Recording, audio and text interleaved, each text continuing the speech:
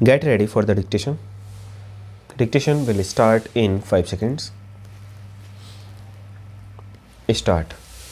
There is no dispute that the case at hand is a case of death of the sole plaintiff and is governed by Rule 3, Order 22 CPC, and which provides that upon the death of sole plaintiff and if the right to sue survives, the court on an application made in that behalf shall cause the legal representative of the deceased plaintiff to be made a party and shall proceed with the suit.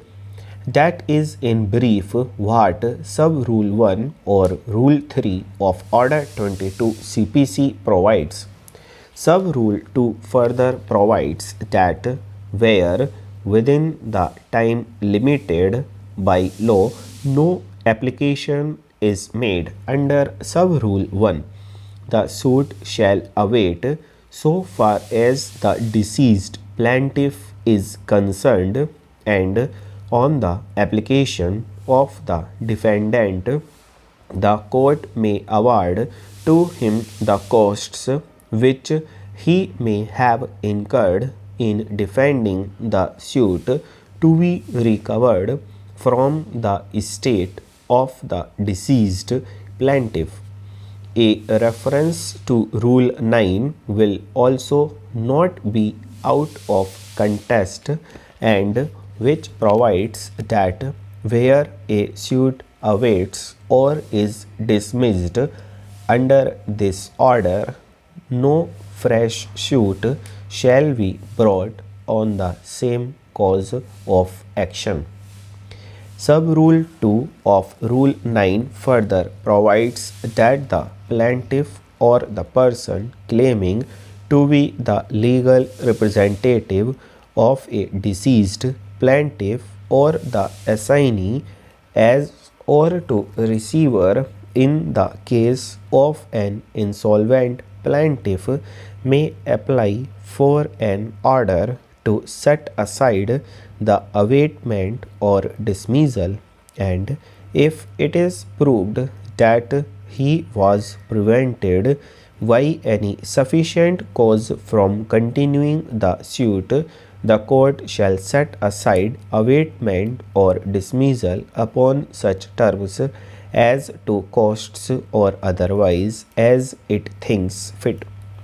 The procedure requires an application for the making of legal representatives of the deceased plaintiff or defendant a party to the suit. It does not say who is to present the application.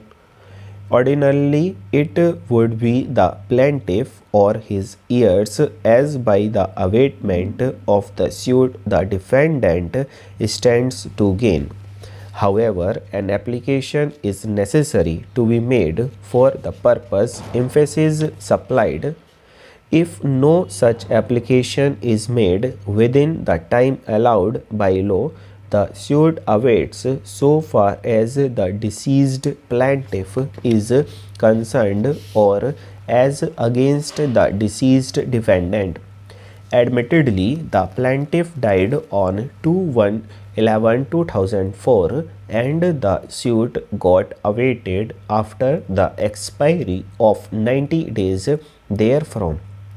It is not necessary to have an order passed on record dismissing the suit as awaited. Certainly, the legal representatives of deceased plaintiff could have moved an application to seek the abatement set aside, and that had to be done in the next 60 days, and if not within further period, by explaining the delay in filing such application. If the suit has awaited after 90 days of the death of the plaintiff on 2/11/2004, There was no question, in my opinion, of filing any application for transposition of the said defendants number 3 to 13 in place of the deceased plaintiff. The matter of transposition is dealt by Order 1, Rule 10 CPC, which is a general remedy. Defendants number 3 to 13 were already proceeding ex parte by virtue of orders dated 15/1/1997 and 19/4/1997. The said defendants filed an application for the first time on 14/3/2006 to transpose them in place of deceased plaintiff, and after realizing that they were already being proceeded ex parte, they filed another application dated 6/7/2006 for recalling the order proceeding ex parte against them. The said defendants did not even file any application for condoning the delay and only made a casual statement that in case there was delay, the same we condemned, full stop.